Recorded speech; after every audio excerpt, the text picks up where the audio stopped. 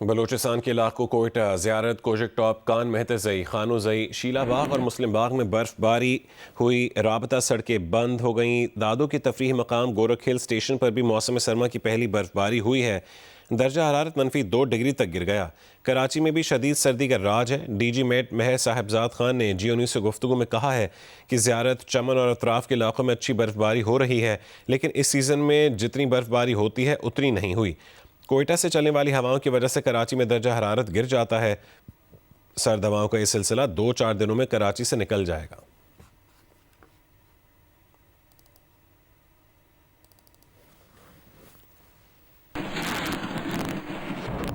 कश्मीर भर की तरह नक्याल में भी गुज़िश्ता रात से कहीं तेज़ और कहीं हल्की बारिश जारी है। किसी भी तरह की ख़राब सूरत हाल से निमटने के लिए पाक फ़ौज हेल्प सेंटर कायम कर दिया गया है।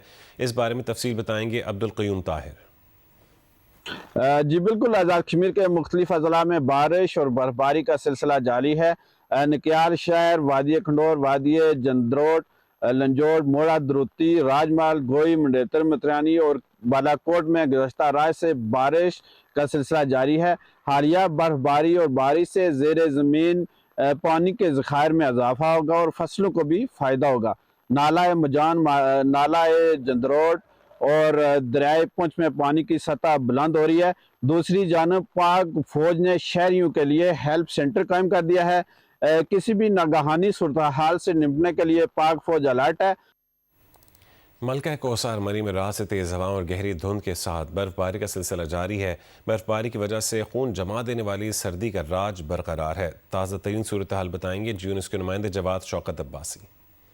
जी देखिए, मैं इस वक्त मरी में हूँ और मरी के मौसम की ताज़ा तरीन सूरत हाल से अगर आगाह करूँ तो मरी में रात के ज़बरदस्त बर्फबारी का जो सिलसिला है अब भी जारी है। इस वक्त भी आप देखें कि ज़बरदस्त अंदाज में बर्फबारी हो रही है और बर्फबारी के साथ साथ तूफ़ानी हवाओं का भी सिलसिला जारी है। रात के बड़ी ही तेज़ हवाएं चलती रही हैं और इस वक्त जो हद निगाह है उसमें भी वाज़ह जो है कमी देखी जा रही है। धुंध का भी समा है और साथ साथ इस बर्फबारी के साथ यहाँ खून जमा देने वाली सर्दी का राज है। अभी जो आखिरी स्नो स्पेल हुआ था पिछले दिनों, उसके बाद निज़ाम ज़िंदगी कल ही तो बहाल हुआ था और आज फिर से मरी में बर्फबारी का जो सिलसिला है वो शुरू हो चुका है। गो कि मरी में जो इंतजामी इदारे हैं वो इस वक्त फील्ड में है। साथ साथ जो मरी की रोड्स हैं उनको क्लियर किया जा रहा है और नमक पाशी वाली गाड़ियाँ भी इस वक्त हमें सड़कों पर दिखाई दे रही हैं। बर्फबारी का जो सिलसिला है ये आज शाम तक जारी रहने का इम्कान है। साथ साथ इस वक्त जो मरी के दाखिली रास्ते हैं वो हर किस्म की ट्रैफिक के लिए बंद है। एक जो मकामी अफराद हैं उनको दाखिले की इजाज़त और साथ साथ उन अफराद को मरी में दाखिले की इजाज़त है जिनके पास एडवांस होटल की बुकिंग है। जितने भी अफराद इस वक्त मरी की तरफ रुख कर रहे हैं उनको 17 मील टोल प्लाजा से रोका जा रहा है जिनके पास बुकिंग नहीं है। जी, हज़ारा एक्सप्रेस वे M15 को छड़ियाँ से किस पुल तक ट्रैफिक के लिए बंद कर दिया गया है। हुक्काम को कहना है कि एक्सप्रेस वे M15 को बर्फबारी और फिसलन की वजह से बंद किया गया है।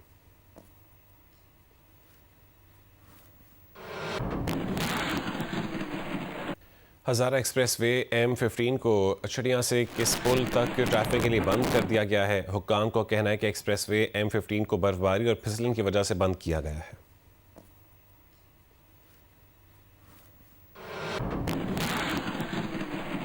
अमेरिका में शदीद बर्फानी तूफ़ान से कई इलाकों में अब तक 1 फुट से ज़्यादा बर्फ पड़ चुकी है। कई इलाकों में दहाइयों की शदीद तरीन सर्दी महसूस की गई। मुख्तलिफ हादसात में 14 अफराद हलाक हो गए हैं। 17,000 परवाज़ें मनसूख कर दी गईं। 10 लाख से ज़ायद अफराद बिजली से महरूम हैं। 44 रियासतों के तकरीबन 20 करोड़ अफराद के लिए शदीद तरीन ठंड की वार्निंग जारी की गई है। 24 रियासतों में इमरजेंसी नाफिज कर दी गई। वाशिंगटन, न्यूयॉर्क, टेक्सास, ओक्लाहोमा और न्यू जर्सी समेत दर्जनों रियासतों में सर्द हवाओं के साथ शदीद बर्फबारी और बारिश जारी है। वाशिंगटन में वफाकी दफातर बंद रहें। महकमा मौसमियात के मुताबिक आर्कटिक हवाओं की शदीद लहर से दर्जा हरारत मजीद कई दिनों तक नुक्ता इंजमात से नीचे रहेगा।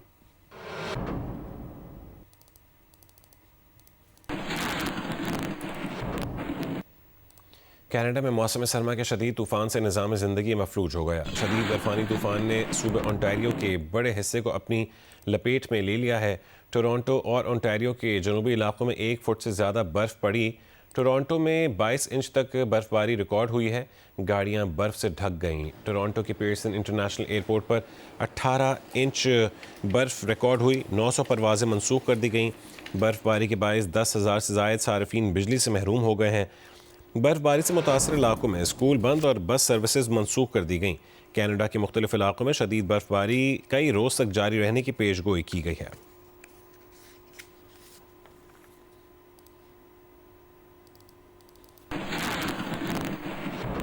आगे बढ़ते हैं। गुल प्लाजा वाक़े पर दर्ज FIR में कहा गया है कि आग 10:15 पर लगी। आग ने पूरी इमारत को अपनी लपेट में ले लिया।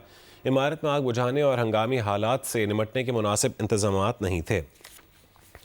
वाक़े का मुकदमा सरकारी मुद्दईयत में दर्ज किया गया है। मुद्दई SHO के मुताबिक गुल प्लाजा की शदीद आग थी और भगदड़ भी मच गई थी। कई अफराद इमारत के अंदर फंसे हुए थे। फायर ब्रिगेड और दीगर इमदादी इदारे मौके पर मौजूद थे। इस वाक़े में मुतादिद अफराद धुएँ के बायस मुतासिर भी हुए। FIR में मज़ीद कहा गया कि आग ग्राउंड फ्लोर पर कायम फ्लावर शॉप में लगी जो पूरे गुल प्लाजा में फैल गई। वाक़े के वक्त इमारत के कई दरवाजे बंद थे। FIR के मुताबिक गुल प्लाजा में आग बुझाने और हंगामी हालात से निमटने के मुनासिब इंतजामात नहीं थे। इमरजेंसी अखराज के रास्ते भी नहीं थे और बिजली भी मुनक़ता हो गई थी, जिसकी वजह से लोगों को बाहर निकलने में मुश्किलात का सामना करना पड़ा, जबकि रेस्क्यू का काम भी मुतासिर हुआ। ये वाक़या गफलत और लापरवाही का नतीजा है। मुकदमे में कत्ल ख़ता समेत दीगर दफ़ात आयद की गई हैं। डिप्टी कमिश्नर साउथ जनूबी जावेद नबी खोसो का कहना है कि गुल प्लाजा को सील नहीं सिक्योर किया गया है। DC ऑफिस के बाहर DC साउथ जावेद नबी खोसो ने सहाफ़ियों से गैर रस्मी गुफ्तगू में कहा है कि कोई गैर मुतालिका शख्स गुल प्लाजा के अंदर दाखिल ना हो, इसलिए उसको कॉर्डन ऑफ किया है। कोई मुतासरा फैमिली का शख्स अंदर जाना चाहे तो हम उसे महफूज तरीके से लेकर जाएंगे। उन्होंने कहा कि दुकानदारों का सामान भी अंदर मौजूद है, उनको भी हिफाजती इक़दाम के साथ अंदर लेकर जाएंगे। उन्होंने मज़ीद बताया कि पेशावर से 2 लापता अफराद के वरसा भी कराची पहुँचे हैं। लापता होने वालों में इरफानुल्लाह और रहमतुल्लाह शामिल हैं। दोनों अफराद के वरसा को कल DNA के लिए सिविल अस्पताल बुलाया गया है।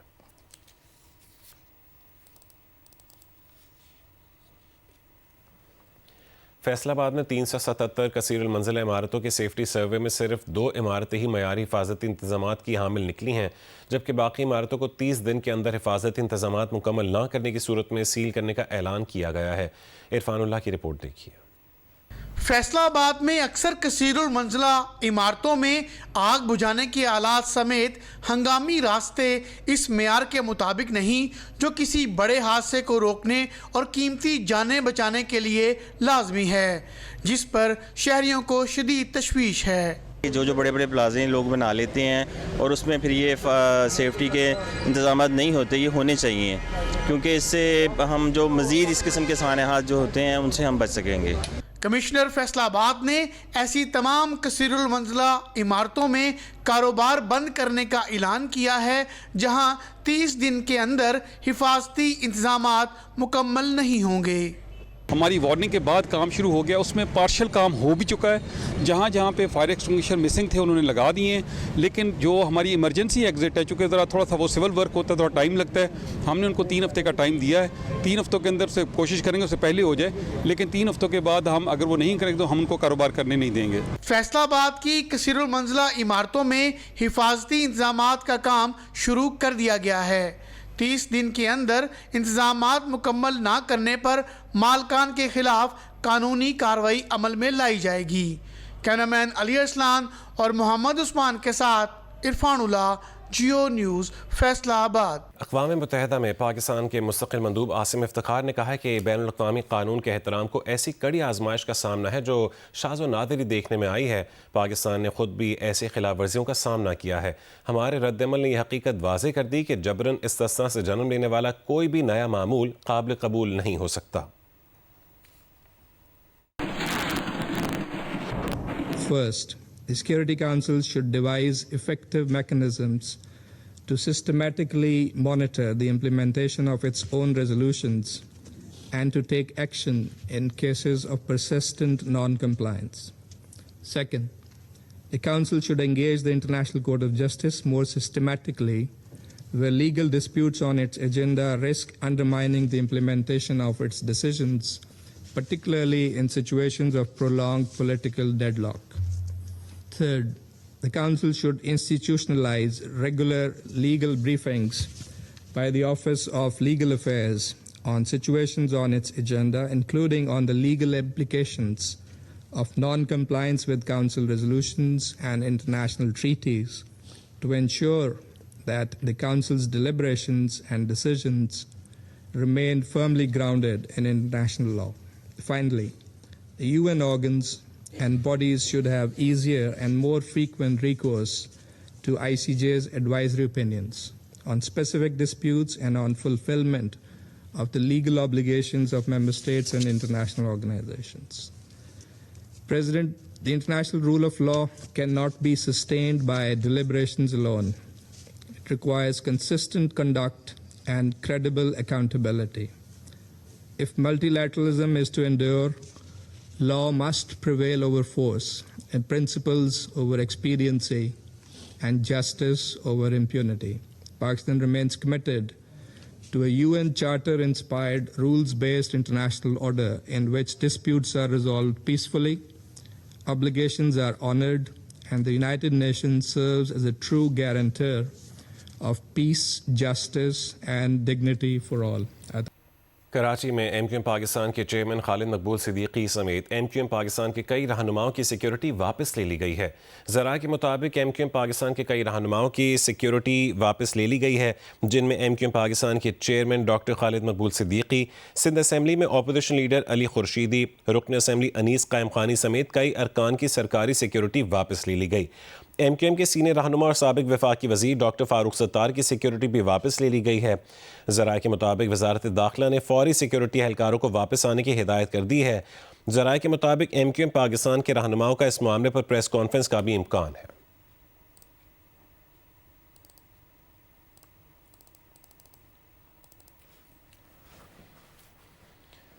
वज़ीर आला खैबर पख्तूनख्वा ने वफाकी रकूम की अदम अदायगी पर वज़ीर आज़म को ख़त लिख दिया है। ख़त में कहा गया है कि वफाकी हुकूमत की जानिब से आइनी तौर पर लाजिम वफाकी फ़ंड्स की अदम अदायगी शदीद माली बहरान का सबब बन रही है। NFC, नेट हाइडल मुनाफा, तेल और गैस रॉयल्टीज़ और ज़म अज़ला के फ़ंड्स फ़ौरी दिए जाएँ।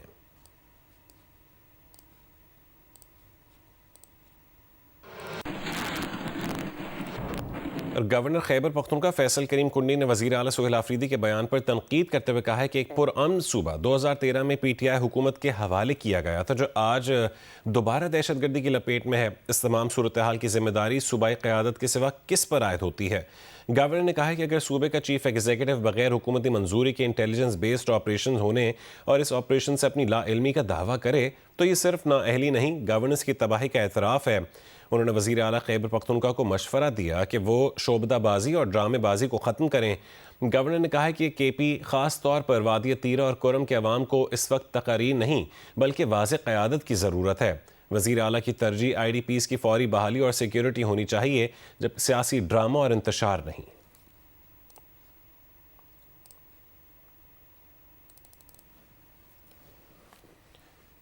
स्पोर्ट्स के मैदान से खबर दें, पाकिस्तान की T20 वर्ल्ड कप में शिरकत से मुतालिक फैसला जुमे या पीर को होगा। इस हवाले से वज़ीर आज़म शहबाज शरीफ और चेयरमैन PCB मोहसिन नकवी के दरमियान मुलाकात में तमाम ऑप्शंस खुले रखने पर इत्तफाक हुआ है। पाकिस्तान T20 वर्ल्ड कप में शिरकत करेगा या नहीं, फैसला वज़ीर आज़म शहबाज शरीफ करेंगे। चेयरमैन PCB मोहसिन नकवी ने वज़ीर आज़म को बांग्लादेश को इवेंट से निकालने पर ICC के दौरे मेयार पर ब्रीफिंग दी। वज़ीर आज़म ने मोहसिन नकवी को तमाम ऑप्शन सामने रखकर मामला सुलझाने की हिदायत की है। भारत और बांग्लादेश के दरमियान कशीदगी बांग्लादेशी फास्ट बॉलर मुस्ताफिजुर रहमान को IPL से निकालने पर शुरू हुई। कोलकाता नाइट राइडर्स ने बांग्लादेशी फास्ट बॉलर को 9 करोड़ में खरीदा तो भारत में शमूलियत पर इंतहा पसंदों ने हंगामा खड़ा कर दिया। यहाँ तक कि कोलकाता नाइट राइडर्स के मालिक शाहरुख खान को गद्दार करार दे दिया। BCCI ने सिक्योरिटी इशू का बहाना बनाकर बांग्लादेशी फास्ट बॉलर को IPL से निकाल दिया। बांग्लादेश क्रिकेट बोर्ड ने ऐसी सूरत हाल में वर्ल्ड कप के लिए अपनी टीम भारत भेजने से इनकार किया। पाकिस्तान क्रिकेट बोर्ड ने बांग्लादेश का साथ देते हुए उसके हक में वोट दिया, लेकिन ICC ने बांग्लादेशी दरख्वास्त को मुस्तरद करते हुए उसे वर्ल्ड कप से बाहर कर दिया और उसकी जगह स्कॉटलैंड को शामिल कर लिया।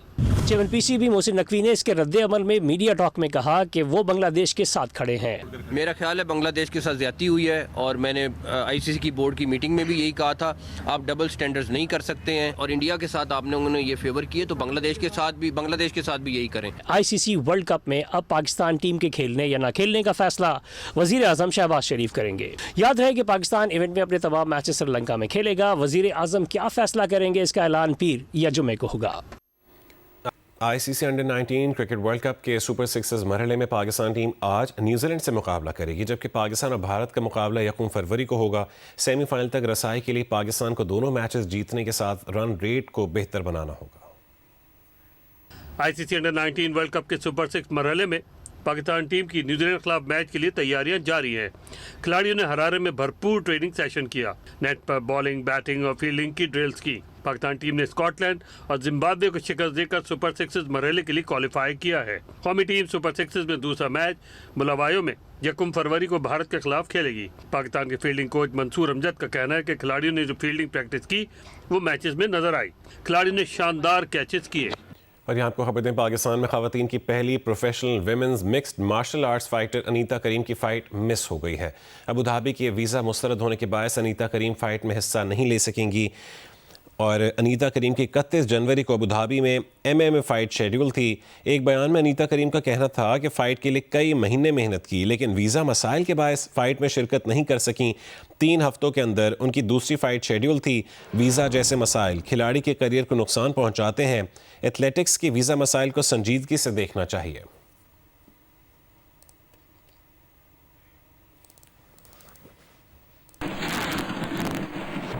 मुल्क के दूसरे इलाकों की तरह लाहौर में भी रात बारिश हुई, जिससे सर्दी में मजीद इजाफा हो गया है। तफसील बताएंगे सुहेल इमरान।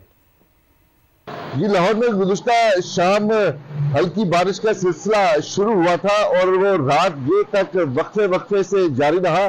जलथल एक नहीं हुआ क्योंकि मूसलाधार बारिश नहीं थी। बूंदाबांदी का सिलसिला जारी रहा था। अभी बारिश में वक्फा है, लेकिन लाहौर में बादल छाए हुए हैं। अगर हम महकमा मौसमियात की वेबसाइट की अगर हम बताते चलें कि वो क्या कह रही है, उसके मुताबिक अब से ठीक 2 घंटे के बाद बारिश का इम्कान जाहिर किया गया है और वेबसाइट के मुताबिक 100% बारिश हो सकती है लाहौर में, जो बतदरीज कम होती चली जाएगी दिन में। तो ये जो अगले चंद घंटे हैं लाहौर में एक मरतबा बारिश हो सकती है। सर्दी की शिद्दत गुज़िश्ता 2 रोज से ज्यादा महसूस की जा रही है। इस वक्त जब मैं रिपोर्ट कर रहा हूँ तो लाहौर का दर्जा हरारत 11 सेंटीग्रेड है, जो आज ज्यादा से ज्यादा 16 सेंटीग्रेड तक जाने का इम्कान है। इस वक्त तो मौसम खुशगवार है, हल्की हवा भी चल रही है और उसके साथ साथ बादल भी चल रहे हैं, लेकिन अगले 2 से 3 घंटे तक एक मरतबा फिर बारिश का सिलसिला यहाँ लाहौर में शुरू होगा। जी, स्टेट बैंक ने शरह सूद 10.5% पर बरकरार रखने का फैसला किया है। गवर्नर स्टेट बैंक का कहना है कि बेहतर मुआशी इशारियों की मौजूदगी में रुपए की कदर का तयन मार्केट करेगी। इस बारे में देखिए अली इमरान सैयद की रिपोर्ट।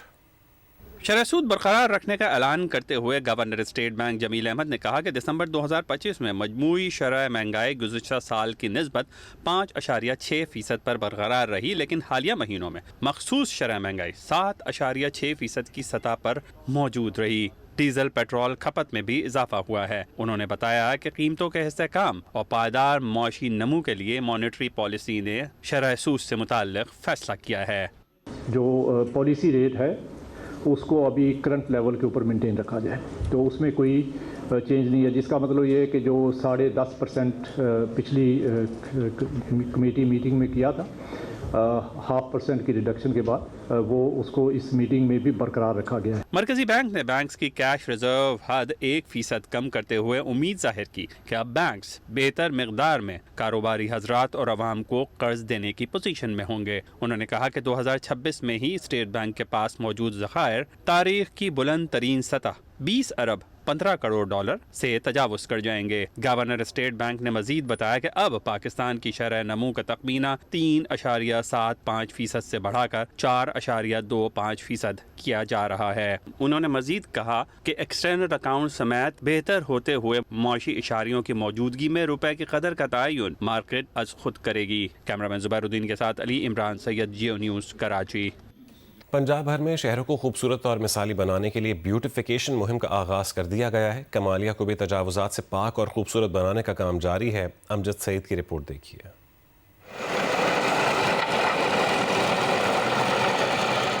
पंजाब में ब्यूटिफिकेशन मुहिम के तहत कमालिया में भी अमली इकदामात का आगाज़ कर दिया गया है। शहर की मरकजी शाहराहों और बाज़ारों में तजावीज़ात के खिलाफ ऑपरेशन जारी है। सड़कें कुशादा और आमदोरफ्त को आसान बनाया जा रहा है। शहर की दीवारों को दिलकश पेंटिंग्स के जरिए भी खूबसूरत बनाया जा रहा है। शहर के दाखिली और खारजी रास्तों पर जदीद तर्ज के लाइट सिस्टम और साइन बोर्ड्स नस्ब किए जा रहे हैं। तहसील इंतजामिया बहुत मेहनत और परेशानी से काम कर रहे हैं। दीवारों पे पेंटिंग की जा रही हैं और उन पे मुख्तलिफ तहरीरों के जरिए लोकल सकाफत को भी उजागर किया जा रहा है। तजावुज़ात के हवाले से जो बात है उन्होंने हटा के शहरियों के चलने के लिए आसानी पैदा की है। ट्रैफिक के मसाइल थे वो बहुत हल हुए हैं। इंतजामिया के मुताबिक ब्यूटिफिकेशन मुहिम का मकसद कमालिया को एक मिसाली, साफ सुथरा और जदीद शहर बनाना है जहाँ शहरियों को बेहतर सहूलियात मैसर आ सकें। पंजाब डेवलपमेंट प्लान है जिसमें बाकी जो हिस्से रह गए हैं उसमें सीवरेज होगी, ड्रेनेज होगी,